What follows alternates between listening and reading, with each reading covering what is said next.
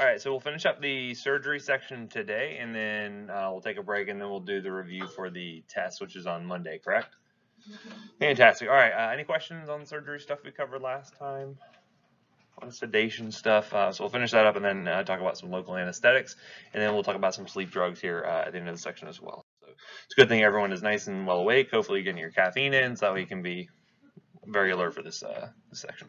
Anywho, adjunctive agents are sedatives. Remember, benzodiazepines. What are these good for in the surgery sort of setting? Anxiety is good, right? So people get very anxious before surgery in a lot of cases. What route would you want to give that usually? IV is good, but also maybe like before you even get the IV started. Oral is a decent option as well. So we do like a lot of oral Versed for a lot of our patients in the pre-op setting before they get their IV placed and all of that, right? Barbiturates, again, mainly going to be for sedation, used more like in the trauma sort of realm, especially when you're worried about traumatic brain injuries and increased intracranial pressure there. Antihistamines can be used occasionally. Sometimes used like first generations to help, one, they cause some sedation themselves, but also if you were having an allergic reaction, that can be useful. Zantac or other H2 blockers can sometimes be good, especially if they have to kind of reduce the gastric acidity. So again, these are just other agents you may see used in the surgery realm, along with the ones we already talked about. Zofran's a big one, right? Because a lot of these sleep-inducing agents tend to cause a lot of nausea and vomiting. So they'll either get that in the pre-op sort of setting, or a lot of times they'll have like PRN orders or as-needed orders for in the PACU. They'll write for that, so that way they can get it if they need it when they're waking up if they feel a little nauseous. Opioids tend to be good for analgesia. These are typically orders you're going to write for, especially in the post-operative period, for as needed for pain, right? So remember when we did the high-set prescription a little while ago, some people were writing it like, every 6 hours scheduled. A lot of times you're going to find these opioids tend to be on a PRN sort of basis, so that way they can utilize other non-opioid meds first. And if those aren't working, then you can use the opioids for kind of breakthrough pain. That way you kind of limit how much you're having to use in total, which is always going to be a good thing when it comes to opioids. And then occasionally we'll do anticholinergics. One, this kind of helps to facilitate amnesia. Especially when you're kind of combining with some of the other meds like benzodiazepines and things like that. In some cases, you may also find that antimuscarinics can be good, especially if you're considering like a patient like may vagal down during surgery, or if like during the intubation process. That's where we can use drugs like atropine. But sometimes things like transdermal scope or scopolamine can be used occasionally to kind of help with that. So it just depends, and these are more kind of specific situations where you may require some of these versus other ones. In addition to all the other kind of sedation meds we talked about. Okay, any questions on that? Now we're going to talk about our local anesthetics. When I say local anesthetics, what does that mean? Not systemic, absolutely. We're going to find these are not good systemic drugs. We use some of them occasionally systemically, but more specifically, what does that mean? Yeah, they're basically going to be working right at the site wherever the pain's actually occurring here. So these are not traditional analgesics like you would think of in the sense of like an opioid or an NSAID or something like that. This is more going to be like working just locally in one site wherever you're actually injecting these medications or wherever you're applying it, because we'll see there's some topical formulations as well, to cause kind of a deadening of sensation, sort of causing anesthesia in the local site to try to deaden those nerves to prevent pain from being transmitted. Does anyone know what the first local anesthetic we ever discovered was? Cocaine. Cocaine, yeah, actually. And where does cocaine come from? Cocoa plant. South America originally, right? So yeah, it came from the coca plant, right? And so that's where we still see a lot of cocaine coming from. And again, cocaine is what scheduled drug? 2. Still a 2, yeah. So technically still 2. You can still get cocaine medicinally for usually like some ENT surgeries and things like that. Anyone know why we like to use cocaine? Yeah, as a vasoconstrictor. It also is going to be a numbing sort of agent, right? It's going to have the same sort of effects we're going to see here with these other local anesthetics here as well. And why is a vasoconstrictor important? Doesn't reduce inflammation necessarily. Reduces blood flow, right? So sometimes that can help to keep a site more clean when you're trying to do something that's less bloody. You might be able to have a better kind of visual field. It can also help with limiting the amount of systemic absorption of some of these agents. So one of the things you'll commonly see when you think of like a local anesthetic, what drug do you typically think of? Lidocaine. Everyone thinks of lidocaine. What is lidocaine sometimes formulated with, which is also a vasoconstrictor? Epi, yeah. So if you see like 1% lidocaine with epinephrine, 1 to 200,000 or 1 to 100,000. You see that quite frequently. We'll talk about that more in detail, but these are kind of some of the concepts we'll hit on here. So again, typically this nociception, how do we transmit pain from a site? Say I cut my finger all the way up to the brain. Yeah, so eventually like those pain nerves are going to be transmitting a signal from the finger all the way to the spinal cord, and that's going to transmit up to the brain. You remember where things like opioids, where do they work typically? New receptors, and where are those predominantly located? Those are actually located mainly in the spinal cord, but also up in the actual brain. You'll find some opioid receptors there as well. So you can find there's different sites where we can be interacting with this, where we can reduce the sensation of pain by hitting those mu receptors in the spinal cord, but as well, we can also try to deaden those nerves specifically. And how do you think we're going to do that? How do we prevent those action potentials from being transmitted to the spinal tract? We are going to, well, we're trying to not necessarily hyperpolarize necessary, but we're going to try to prevent action potentials from occurring in the first place. Okay, so that's going to be the main mantra here. We're looking at these local anesthetics. They're going to prevent action potentials, and we'll see how they do that in just a second here. And then it will also kind of go to show you why some of the toxicities we have are present there. So anyway. So by giving certainly general anesthetics, giving centrally acting agents, we can deaden the sensation of pain that can provide analgesia. But this is going to be a mechanism here totally. So basically, what we're going to do is try to effectively and reversibly block impulse conduction, right? Those action potentials. We don't want to irreversibly do that because otherwise you'd be numb forever at that point. That's no good. And this is very good to try to block pain sensation from specific areas. So we mentioned doing things like local blocks after surgery to try to limit how much opioids a patient's going to need afterwards, right? Because the less opioids they get, typically the faster they're going to recover. And that's typically the faster you get them out and doing what they need to do, get back out in the real world. So we mentioned cocaine's the first local anesthetic. It was discovered all the way back in 1860. Anyone know what psychologists popularized? Yeah, Freud is actually one of the big first psychologists who said he has a book all about cocaine and how great it is. I can't remember the name of it off the top of my head, but he's a big proponent of cocaine. And so basically, you're going to find that a lot of the local effects are going to be seen, or a lot of the systemic effects and the toxicities you see with these local anesthetics are going to be due to systemic absorption. So we really want to keep those local anesthetics working locally.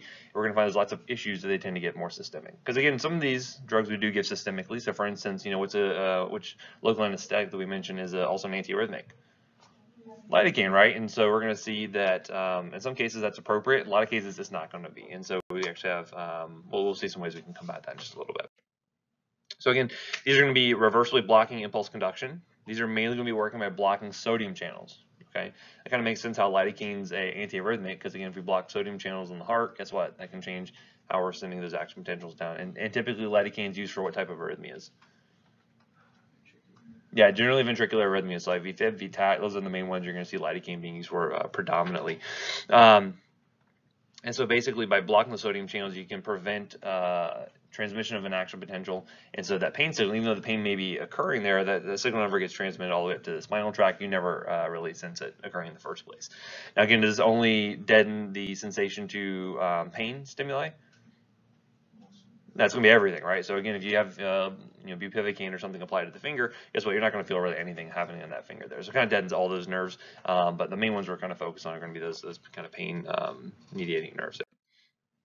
So I mentioned cocaine is going to be the first anesthetic we mentioned there. We have lots of other ones. So we have things like prilocaine, mepivacaine, ropivacaine, bupivacaine. The main ones you're going to see used in the surgery room, at least ones I see most commonly, are going to be things like ropivacaine and bupivacaine. A lot of those are used quite frequently for either like regional blocks. They can be used for epidural blocks, things like that. And lidocaine tends to be used more frequently for say for instance, trying to numb up an area before you start like an IV, or it can be used for kind of local kind of subdermal sort of injections or subcutaneous injections there. So lidocaine is probably by and far and away the most commonly one used, but you'll see a lot of bupivacaine and ropivacaine being used in the surgery realm. So looking at this, you can find that they have differences in their duration of action and their half-lives and things like that, which can show you why we might want to choose one agent versus another. So one of the good examples that I like to talk about from the ER standpoint is if you have someone who has a laceration that needs to be repaired. It's not something that's going to be that requires a ton of oral opioids. You wouldn't send a patient out on opioids for something like that. However, if we can numb up the area and keep it numb for a while, say like a day or two, that tends to be pretty good for the patient from a pain standpoint. So for instance, I could use lidocaine to numb up an area and try to suture laceration. You're going to find here the half-life, in hours is only like 1.6 hours. You may get a couple hours of utilization of that drug. However, if I can use something with a longer half-life, that tends to deaden the area for longer. It's going to make it so the patient has less pain they're going to be sensing. So in those cases, we actually use bupivacaine.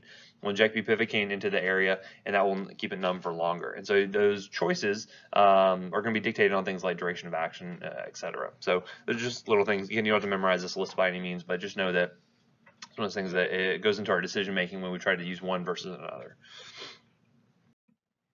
Okay, so looking at absorption and how these things are going to be getting more systemic is going to depend on a lot of factors. So for instance, the dose. Obviously, the bigger the dose we give, more likely are to see systemic absorption, right? So you're going to find in some cases you have actual dose limits on how much of a drug you can actually inject into the patient before you have to start worrying about that. And this can be modified by things like giving epinephrine. So we mentioned epinephrine is good as a vasoconstrictor because it limits how much bleeding you're going to have in the area. But what do you think that does to systemic absorption? Should decrease it, right? Because again, if all the blood vessels are going to be constricted, they have a harder time absorbing that drug systemically. So that's another kind of additional benefit. And that makes sense because when you look at the dosing, the dose maximums for lidocaine versus lidocaine with epi, which one do you think I can give more of? Lido with epi, right? I can give a bigger dose of that because less of that I know is going to be systemically absorbed, right? Which can be beneficial for your patient. The site of injection can be important here. So obviously, if I'm injecting it closer to more of a kind of central access to the bloodstream, that can be important. The finger's unlikely to get a lot of absorption from there, but maybe if I was injecting it somewhere else, I may be more likely to see that. Drug tissue binding, obviously, the more tissue bound the drug is, the less likely it is to get into systemic circulation. It can also depend on things like physical chemical properties of the drug, local blood flow, which we kind of mentioned, limiting that also limits absorption. And those use of vasoconstrictors kind of directly feeds into that. So, as I mentioned, they are going to be blocking those sodium channels. So if you don't have the sodium channels available to propagate that action potential, the action potential goes nowhere, right? So you can be sensing pain there, but it never gets propagated up into the CNS. You're going to find that they tend to bind to more active sodium channels. So these drugs are going to get into those channels that are active and working. And if you had to imagine which nerves are going to be more active, it's probably going to be those pain sensing nerves if you have an injury or if you're about to injure a site by causing cutting into somebody or something like that. They tend to be more active, and so those are going to be the ones that get predominantly affected by these local anesthetics, which is a good thing. You can find some cases that certain electrolyte abnormalities can actually affect how well these drugs are working or not working, as the case may be. So for instance, if you had hypercalcemia, that may actually antagonize the effects of these action potential or the local anesthetics and make them work less well, versus say like an elevated extracellular potassium may actually enhance those effects. Clinically, this doesn't come up super often, but just know that there are different things that can either make the drugs work better or less well, depending on kind of what the situation is. Okay. So again, by doing this, you're going to slow down impulse conduction. You're going to make it have a higher threshold to hit before you actually have any kind of sensation. In a lot of cases, you're going to be deadening these enough to where they're not going to have any sensation or any ability to really propagate an action potential. However, in some cases, you may still want the patient to have some sensation. So for instance, when you have someone who is getting, say, like an epidural containing fentanyl and, say, ropivacaine during labor, right? It's a hot topic around here, several births just recently, but they have an epidural, like, you typically want that female patient to be able to push, right? They want to have some sensation there, so that way they can cooperate with the provider and make sure they can get that baby out of there. If you have too much drug, though, on the other hand, though, you can deaden the area completely and make it very difficult to where the woman doesn't feel anything at all, and they can have a harder time kind of coordinating that pushing there. That can be a good thing, though, because imagine if you had to go for a C-section, you probably don't want to feel anything in those cases. So it all depends on the dose and depends on how much you're going to be administering and how much of a kind of a total blockade of those action potentials really get there. So anyway, so that's the main thing we're going to be shooting for here. As I mentioned, vasoconstrictors can reduce blood flow by about 30% just in that kind of local area, and that allows us to get kind of higher local tissue concentration and limits the amount of side effects we're going to get from a systemic standpoint because it limits how much it actually gets absorbed systemically. You're going to find this tends to be most frequently used with lidocaine. It's probably the most common one, but you'll certainly see it used with bupivacaine occasionally, ropivacaine, but lidocaine is the most common one. And again, less bleeding is going to be beneficial, especially if you're in a particularly bloody site, and it can help to limit that and make it a little bit easier for you to do your work. Okay, so typically you're going to find that smaller, really highly lipophilic local anesthetics tend to work a lot faster, and so they can get in there and block the sodium channels much more easily than something that may have a harder time kind of interacting with those lipid bilayers there. You're going to find that lidocaine, procaine, bupivacaine tend to be a little bit more water soluble, whereas things like bupivacaine and ropivacaine tend to have a lot more fat solubility. And this is actually going to be really important when we talk about the antidote that we're going to use to combat toxicity from these drugs, because this is actually one of the big things. Because again, if I stop all the sodium channels and these pain sensing nerves from going to the CNS, I get anesthesia. What do you think happens if I do that to the heart though? Basically, you can stop the heart, right? So again, systemic toxicity with things like bupivacaine and ropivacaine can be potentially very deadly, and you can look up case reports where patients who accidentally get systemic administration of the drugs, and basically the heart just like shuts down completely, right? So, but there is an antidote we can give for that, and we'll talk about that a little bit later. Does anyone know what it is off the top of their head? It's not something that you might think. I'll show you in a second. I want to keep you on. I'm trying to make some suspense here and keep on the edge of your seat. What could the antidote be?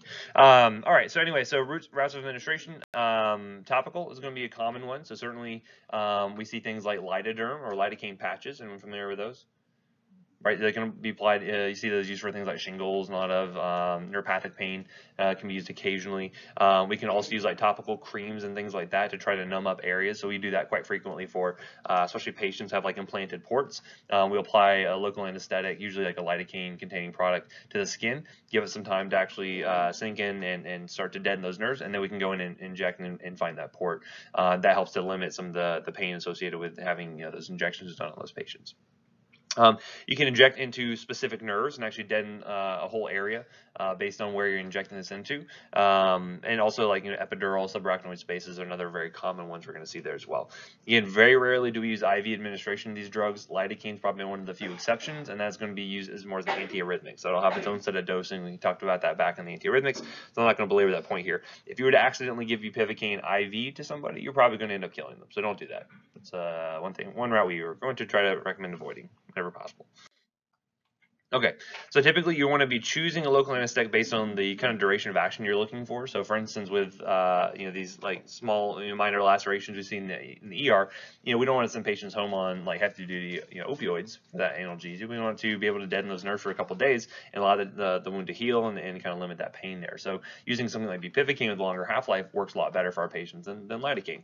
And again, it just depends. Do I just need a really short-term sort of anesthesia? Do I need something longer acting? That will go into making your decision there. So things like procaine, chlorprocaine, tend to work pretty short.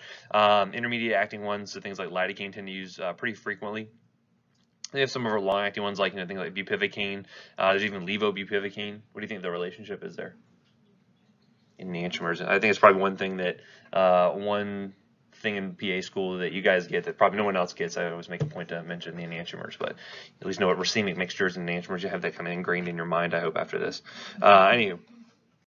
So again, if you have a short-acting, short procedure, not going to be super painful afterwards, use a short-acting agent. If it's going to be something more long-term, use a longer-acting agent. It makes sense. You may even find some combination preparations that try to use maybe, short-acting or an intermediate plus a long-acting. It can be useful. So for instance, there's one called Duocaine, which can be used subcutaneously. It contains bupivacaine and lidocaine. That can be useful because you get kind of more a little bit immediate onset with something like lidocaine, and then the bupivacaine kind of has a longer duration of action, so that can be very useful. There's also something we call IMLA cream. Has anyone heard of IMLA cream before? Yeah, this is actually you can get it. We use it a lot for like our port patients to try to get them kind of their sites numbed up before they have to get injected. But this stands for eutectic mixture of local anesthetics. Anyone know what eutectic means? It's a kind of an interesting chemistry term, and probably not so interesting, but basically you take lidocaine and prilocaine at room temperature. The substances themselves tend to be solids at room temperature. However, when you mix them together, they lower each other's melting point, and so it can become more of a liquid solution, basically.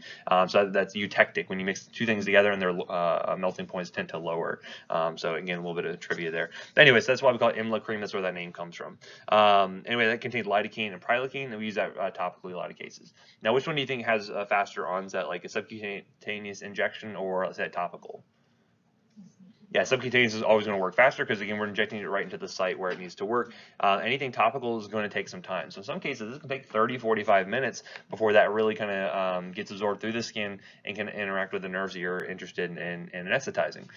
So always keep that in mind. We always tell our patients, especially like our hemonc patients that have frequent, have ports available, if they know they're going to have to come into the ER because they have a fever or something like that, we'll go ahead and tell them, like, hey, before you come in, go ahead and apply that Emla cream so that by the time you get to the ER, it's already numbed up and you're ready to go. Otherwise, you're sitting there waiting 30, 45 minutes, and in the ER, that's kind of an eternity, right? So oftentimes needle sticking analgesia can be kind of hindered if we're waiting for these substances to kind of kick in. Again, if I do it too early, then I kind of shouldn't have done it even in the first place because the drug hasn't had time to really kind of do its thing.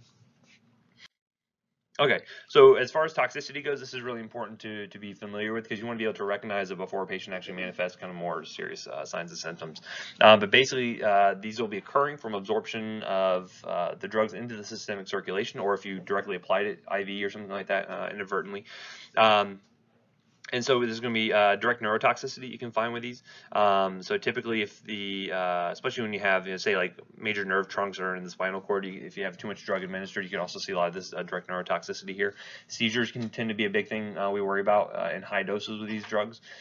Typically, this will kind of manifest early on as the patients will complain of like tingling around like the lips. They'll also complain of like a metallic taste. As you start to hear those sort of things, you got too much drug on board, and that's something we need to kind of address immediately, probably by first discontinuing the drug altogether if you can, right? So other CNS toxicity can range anywhere from kind of lethargy, lightheadedness. Sometimes they can have some auditory disturbances, but the main thing, again, tongue numbness, lip numbness, metallic taste, those are not great signs. Those are things that we probably need to address that pretty immediately because it can develop all the way into tonic-clonic seizures. Not great, right? Because again, how do we treat those seizures? Yeah, benzos are always going to be a good answer. So if I ask how do you treat a seizure, you always just say Ativan or diazepam. Any of the benzos are going to be fine. Well, IV benzos typically, right? Okay. Other things you can see is going to be cardiovascular toxicity. This can be a big deal. So basically, by blocking all those sodium channels, you end up seeing the heart being very much inhibited there. Not conducting action potentials appropriately. You can see bradycardia, hypotension, all the way up to complete heart block potentially in these cases. And we see this more frequently with bupivacaine because it is so lipophilic. It tends to interact with the heart pretty well there. In other long-acting anesthetics, you can see this as well. But look up some case reports of bupivacaine toxicity. They're very dramatic because we have a very, very good antidote for it now. And this is where we're going to give something called intralipid. Right? This is this 20% fat emulsion that we normally. Anyone know where we normally use this? Yeah, usually for total parenteral nutrition. So if we're giving a patient IV nutrition, what are the three big macronutrients we give our patients? Protein, fat, and carbs, right? So usually the carbs are going to be dextrose. Usually the proteins will be amino acids we're administering, but the fat is going to be this intralipid. And so normally this is where you see that being used. But we found this is actually really cool. If you ever go look up the physician's name is Weinstein. If you ever want to look up, there's a whole website called Lipid Sync.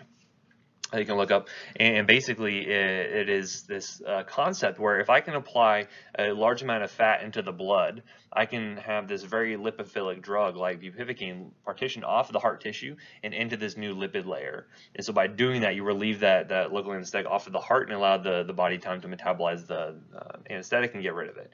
And so they find these cases where patients are basically like coding, they're completely asystolic, and then you administer the intralipid as a big bolus, all of a sudden they come back like from the dead, essentially. It's a very, very kind of cool case reports if you want to check it out. At least from a tox standpoint, I find it very interesting. So that is one thing to watch out for is the cardiovascular toxicity. Again, they're typically going to have that kind of prodromal symptoms of like, hey, something, they have this like metallic taste in my mouth, it tastes like I'm sucking on a battery or something. Lips are getting numb. Those are things you need to be wary of.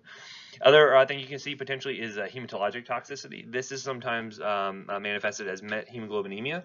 So remember, methemoglobinemia occurs when you usually have some kind of strong oxidizer on board that changes the ferrous iron over to a ferric iron state. So it goes basically from like Fe2 plus to 3 plus. That means basically that your hemoglobin is not binding to oxygen, instead it likes to bind to water. And that makes it a very dark sort of color. That's when your patients turn typically cyanotic, even though they may have levels where they have enough oxyhemoglobin around to still perfuse the tissues. However, that methemoglobin is going to cause them to look blue. They'll be cyanotic, but because typically you see a cyanotic patient, you think what? Oh crap, right, I probably need to give them some oxygen right now. These patients will look fine. They'll just be talking to you. They just look like, what was the girl's name from Willy Wonka and the Chocolate Factory? The blueberry stuff blew up. Violet, there you go. They don't blow up like that, but they certainly get blue, so it's very, very interesting to see that. They also have what they describe as this chocolate-colored blood. So if you took a venous sample of their blood and put it like on a white bed sheet, you would definitely see it has this like kind of chocolate brown sort of appearance there. So if you ever see that, that's definitely methemoglobinemia. Benzocaine is one of the common ones that cause this, and benzocaine is a very common topical product we use, especially for oral use, right? So for instance, if you're putting in like an NG tube or something and you want to numb up the back of the throat, why would I want to do that? Yeah, it prevents a gag reflex. So in some cases you have what we call like a hurricane spray. That's C-A-I-N-E, cane spray. And that usually contains benzocaine. They'll spray in the back of the throat to try and numb that up before like an NG tube insertion. Be very careful when nurses are administering that. They need to know like how long to be spraying for, because some of them will just kind of keep spraying and spraying and spraying and spraying, really waiting for that throat to numb up. And it's way too much, and that's one of the more common cases where we'll see benzocaine toxicity, and they'll develop that cyanosis. So anyone remember the drug we give to reverse that? Methylene blue. Remember, you give your blue patient a blue drug and it turns them pink again. So methylene blue is the drug we'll administer for that. That actually converts the iron back over to that 2+ state and start to bind to oxygen again. So that's another antidote to remember there for our purposes. Yes? Is the benzocaine the one that tastes like banana? If you add banana flavoring to it, I guess. I don't know off the top of my head if it tastes like banana or not. It's a good question, though. There's one that like is a topical, and I know that it's used commonly as dental. So yeah, it could be. That was unfortunately not part of our training, was tasting all the drugs. I can do urine drug screens by taste, but that's about it. Yeah. Anyway, do you know why banana flavored stuff doesn't actually taste like bananas? It's not the actual banana that we're eating nowadays. Yes, we go through different types of bananas like every couple of years. Diseases wipe out other. I know it is being wiped out. So now your kids may eat different flavored bananas than you're eating nowadays, and you can say, back in my day, bananas tasted like bananas. I don't know what you're eating. Like they don't taste like the original bananas. The original ones taste like the artificial flavor. Yeah. I always thought that was weird because I like an organic lab. We had a lab to make banana oil, and it was like, this smells nothing like bananas, but that's wise because it's a different banana we're dealing with. Anywho, tangents aside, getting back to our local anesthetics, which may or may not taste like bananas, we'll have to find out. The two kind of big delineations in chemical structures between your local anesthetics are going to be the amides and going to be the ester local anesthetics. This is going to be important from an allergy standpoint, because when you have a patient comes up and say, hey, I have an allergy to lidocaine, you need to be able to kind of parse that out and know what that means. So essentially, amides are going to include, and typically the way you kind of can tell if it's an amide or not, if there's an I before the cane, that typically tells you it's an amide anesthetic. So lidocaine, bupivacaine, mepivacaine, right? There's an I before the cane there, that tells you it's an amide anesthetic, right? So it's kind of the nice, easy way to remember that. These are going to have very low cross-reactivity with the ester local anesthetics. I'll show you that list here in a second. That means that you have someone who said, I have a lidocaine allergy, I can't receive lidocaine at anaphylaxis. You can pretty well safely give them one of the ester-based anesthetics. That's important because, again, you don't want someone to completely rule out the entire class of local anesthetics, because they're very good drugs, just like you don't want to rule out, someone says, I have a penicillin allergy, and you're like, oh, great, I can't give you any penicillin or cephalosporin ever. Not really the case. The esters, again, you're going to notice no I before the cane here, but you're going to have procaine, tetracaine, cocaine actually falls in this category as well. And then benzocaine's another big one. That's another one of the common ones we see used from a topical standpoint. Because a lot of people will come in and say, I have a Novocaine allergy. Okay, well, if that's the case, and again, a lot of times these are not legitimate, they might have had a side effect or something, but they say, hey, I have a procaine allergy, you can say, okay, well, I can give you an amide, and you're unlikely to have a cross-reactivity. So I can give you lidocaine, that's going to be fine. Very, very low chances of having a cross-sensitivity there. Okay, so again, that's kind of what I already went through. So just be aware, some people call all local anesthetics Novocaine is kind of the old nomenclature there, even though it's not one of the common ones we use anymore, but a lot of older folks will still be kind of familiar with that brand name. So it's important to try to dig down to see which one specifically they had received. If you can look at their past records or something, that can be somewhat useful. So anyway, so here's kind of our summaries here. Again, lidocaine is good for either topical utilization, especially like neuropathic pain like shingles, or especially like lidocaine patches. Also good for like needle stick analgesia when you're trying to numb up a site before trying to get an IV, things like that. pretty short duration for the most part. Bupivacaine, again, you're going to see most often used in more of the surgical realm. A lot of times you can see this used in more like local nerve blocks. Anyone ever heard of like an on-cue pain pump? That's kind of a common one. I remember when I was interning as a pharmacy student in the first hospital I ever worked at, I had to fill these on-cue pain pumps with all this bupivacaine, and basically it was like 3 60cc syringes, and I just had to like hook it up to this pump and just go. It took like an hour practically to fill these things up. They're kind of a pain in the butt. Anywho, but bupivacaine is used for a lot of local blocks after especially like orthopedic procedures and whatnot. Just remember this one very likely if it gets systemic to cause that cardiovascular toxicity. And what do I get for that? Intralipid. Just remember fat emulsion, intralipid, that's the thing we're going to get for that. And again, a lot of our order sets are set up so that way they actually have it on their profile. And like in the ICU and on the floors, we have it in their Pyxis so they can go and actually pull that out and utilize it if the patient develops toxicity. Okay, so just remember that antidote there. Again, cocaine not used commonly. You may see it used in some ENT procedures, and in fact, like when we first opened the hospital, when you get like an idea of what your doctor is using, our ENT guys are like, we're going to use cocaine. We'll use it for these type of procedures. Never end up using it, so we just had to expire it at some point. But it usually comes like a 4% solution. But it's kind of cool to be like, yeah, we got cocaine over at the kids' hospital. Maybe it's kind of, I don't know, probably not. Anyway, okay, so moving on. So any questions on the local anesthetics? All right, so just because this is kind of an oddball subject, I didn't find any other good places to put it. We'll talk about sleep agents here, just kind of talking about other sedation agents. Sleep, very important, very commonplace complaint for a lot of your patients to come up and say, hey, I'm having trouble sleeping. Common reasons, usually psychiatric conditions can affect this. Excessive alcohol intake can do this as well. That doesn't sound right, though, right? Ethanol is typically a CNS depressant or stimulant. Usually a depressant. Why are people drinking alcohol, especially excessive amounts, sleep worse? Yeah, so it can affect things like REM sleep. Also, if you think about the alcohol being when it wears off, you're losing a lot of that GABA sort of inhibition there, and all of a sudden the patient becomes more wakeful in a lot of cases. So they typically have pretty bad sleep. Caffeine, nicotine intake. I know my wife, we tried making cold brew. We get into sporadic cold brew kicks.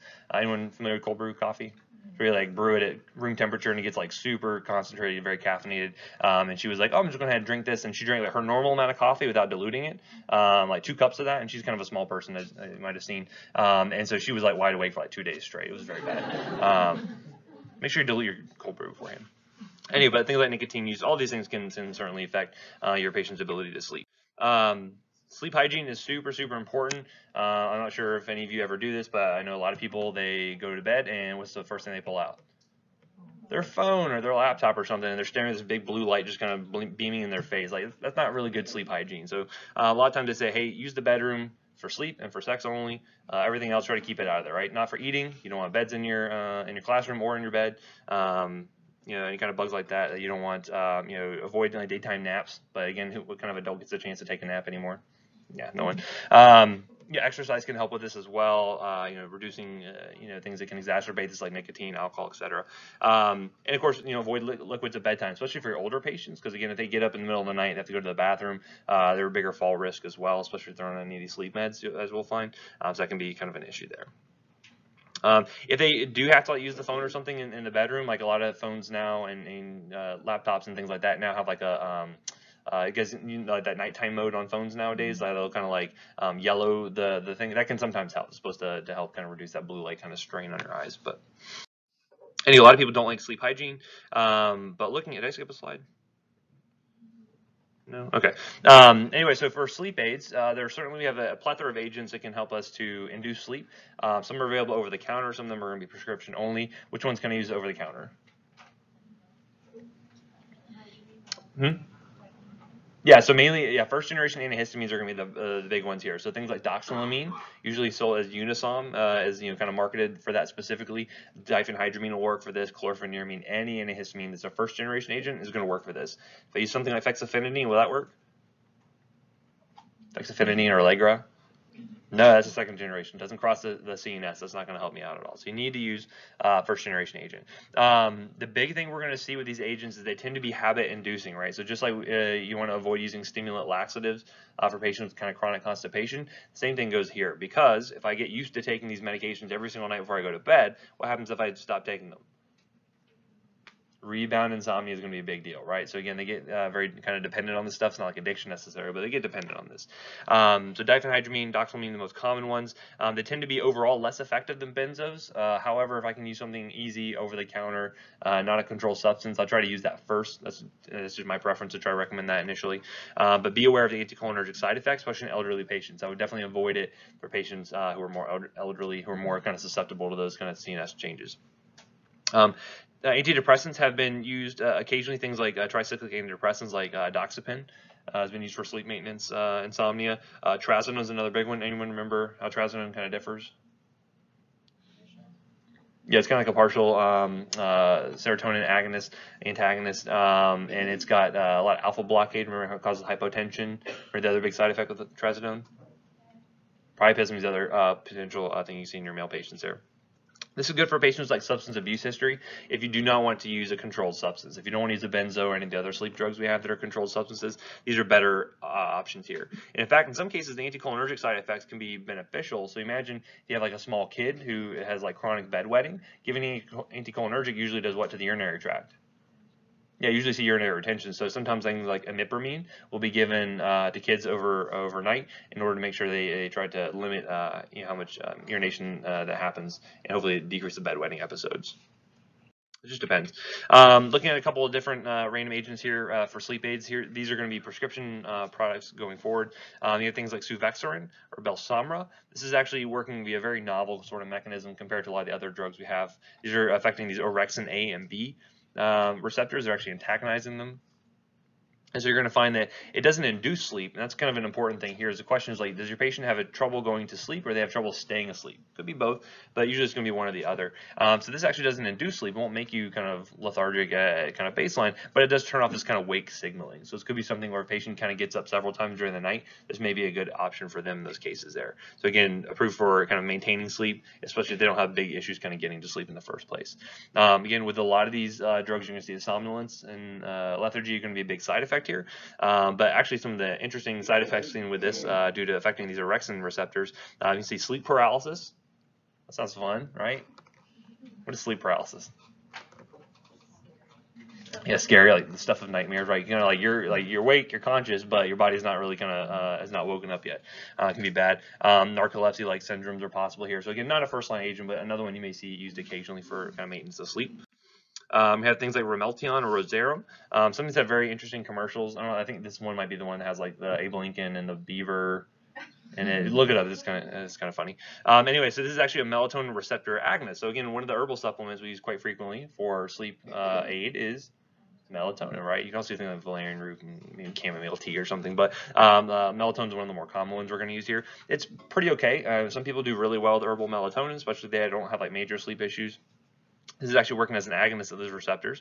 And again, these receptors are thought to help kind of regulate circadian rhythms and sleep onset and whatnot. So it's pretty good for sleep onset insomnia. So if you need to knock the patient out and they have trouble getting to sleep, this can be a useful agent there. And again, pretty mild from the side effect standpoint. Somnolence being one of the more common ones you're going to run into. Okay, so next one, these are going to be the kind of major category of sleep aids you're going to see used from a prescription standpoint. These are going to be benzodiazepine receptor agonists. These are all going to be controlled substances. Usually they're going to be like C4s typically, so they're not really kind of high up on the list. But why do we make these a controlled substance? Yeah, there's the potential to develop addiction. There's abuse potential that's available here. So again, all of these are going to be habit forming. Not to say that any of the other agents like Benadryl can be habit forming in that regard, but you can develop physical dependence on these drugs, and so usually the rebound insomnia tends to be a lot worse for these agents than you see with some of the other ones. So certainly any benzo could work here, but we're going to find there's a certain subset of ones we're going to use. They're a little bit more specific in their activities. We'll talk about those in just a second here. So again, we already talked about addiction and dependence. We kind of know what those are. Just be aware. There's also an FBI. There's an FDA warning. I'm watching too much in the news lately. There's an FDA warning about complex sleep behaviors. So you can do things like sleep driving, sleep walking. Typically things I want to do when I'm sleeping. You can make phone calls, sleep eating. Not good. Patients can actually gain weight while they're on these medications because they'll wake up in the middle of the night. Not really wake up, but they'll get up in the middle of the night, go and raid the fridge, and then go back to sleep and not realize like, hey, why are we out of peanut butter? Why am my face covered in peanut butter? I've never had this happen, but I'm just imagining what could happen. Anywho, so things to watch out for. I remember one of my wife's friends when she was when they were in college, she started on Ambien. Ambien's one of the ones we'll talk about here. She started on Ambien, and then all of a sudden she had like $100 worth of Amazon stuff just show up at her doorstep. Had no recollection of ever ordering it. So weird stuff like that can happen. So again, another reason why I may not want to use these as their first line here. Obviously, avoid using with other CNS depressants, specifically alcohol, because you're going to find a lot of synergistic sedation seen with that.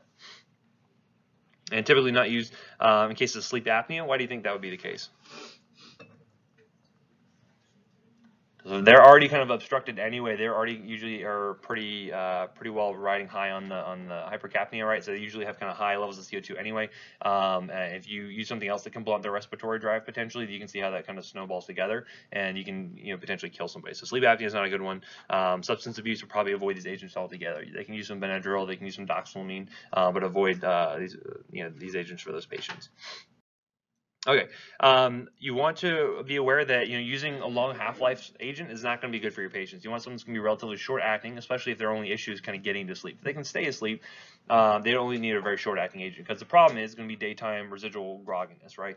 You need to make sure that when they get up, they're able to function, go to their job or school or whatever it happens to be. So try to use things that are going to have a shorter half-life that will help to reduce those daytime adverse drug reactions, right? Tolerance is going to develop, just like with any other sort of controlled substance. So again, you may need to change your dose as time goes on, and that rebound insomnia is a big one. So I mentioned any benzodiazepine can work. However, we have some that are basically non-benzodiazepines. Their structure is different, but they're still acting on these GABA-A agonists, and this is where we get our Z drugs. And so this is where we have zolpidem, zolpidem, and then S-zopiclone. So we're going to have Ambien, Sonata, and Lunesta. These are the more common ones you're going to run into. Usually, like if you work in the hospital, you'll find there's one on formulary that you use most commonly, but these are the 3 big Z drugs that we use for sleep. So just to kind of give you an idea, there's a few other ones as well, things like astaxanthin, which is a benzodiazepine, flurazepam. I'd probably just kind of focus on the zolpidem, the zolpidem, and the S-zopiclone, because those are the ones that get used a little bit more frequently for sleep purposes. But if you notice that, kind of look at the half-life here, only 1 to 1.5 hours. These are not going to be things that are working all day long, essentially. Like, something like alprazolam or Xanax is a much longer half-life, has active metabolites. It's not great for sleep because you're going to have a lot of daytime drowsiness. Short-acting agents with really few sort of clinically relevant metabolites here. Okay. A couple other ones we have are going to include things like modafinil and armodafinil. Anyone ever familiar with like Provigil or Nuvigil? What do we use these for? Narcolepsy is a big one. Anything else? Yeah, shift work disorder is the other big thing. So like my sister, she was a nurse for a long time, became a nurse practitioner, and she's always just worked the night shift. I don't know how she does it. Like I've worked a few night shifts and it's terrible, but it kind of wrecks your sleep cycle. Because again, if you're up from 7 p.m. to 7 a.m. every night, several times a week, it really kind of screws up your schedule there. So in order to kind of help with this, we have a couple of drugs, and again, their mechanism not fully understood. We just know that it tends to work, but this is good for kind of excessive daytime sleepiness potentially. So if you have like narcolepsy or something, that can be useful for that. It's also good for that shift work disorder, so that way they can be a little bit more alert at nighttime. Can be awake for that, and then when they get home, hopefully they can go ahead and rest peacefully during the daytime, and then kind of start the process over again. This is still a C4, so just be aware of that. And again, just recognize the fact that armodafinil is just going to be one of the enantiomers of modafinil there. Okay, so any questions on that material? That's the end of the material for Pharm 2. It's the end of material for Pharm forevermore. Just kidding, you have a Clin Pharm class. I'm only there for like a lecture or two. Any questions? Okay, if not, we will do a 10-minute break. We'll come back and do our Kahoot review.